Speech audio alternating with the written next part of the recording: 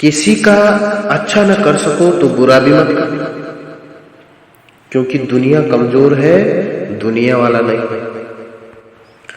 कर्म फसल है जिसे इंसान को हर हाल में काटना ही पड़ता है।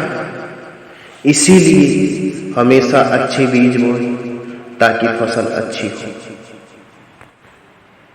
आप ही अपना मित्र और आप ही अपना शत्रु हैं, क्योंकि स्वयं का पतन और उद्धार दोनों आप निर्धारित करते हैं।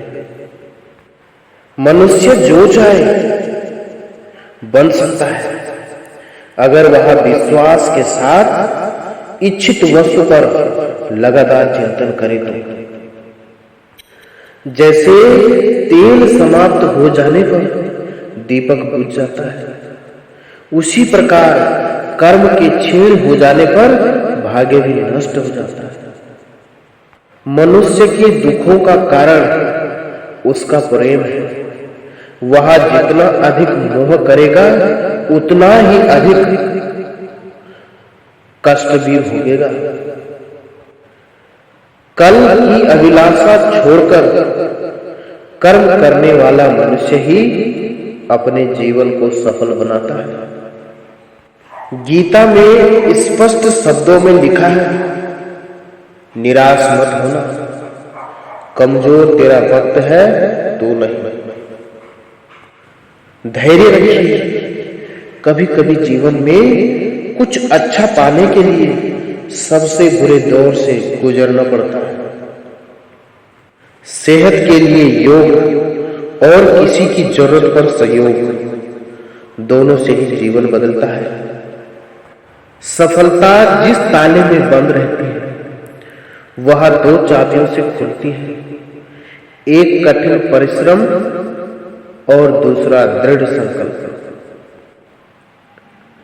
सही कर्म वह नहीं है जिसके परिणाम हमेशा सही नहीं, अपितु सही कर्म वह है जिसका उद्देश्य कभी गलत ना हो।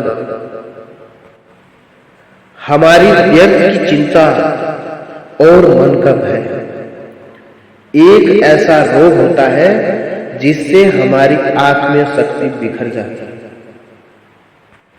जिस मनुष्य के अंदर ज्ञान की कमी और ईश्वर में श्रद्धा नहीं होती, वो मनुष्य जीवन में कभी भी आनंद और सफलता को प्राप्त नहीं कर पाता।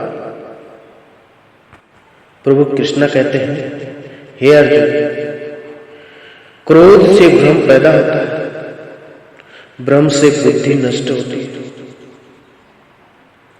जब बुद्धि भ्रष्ट होती है तब तर्क नष्ट हो जाता है।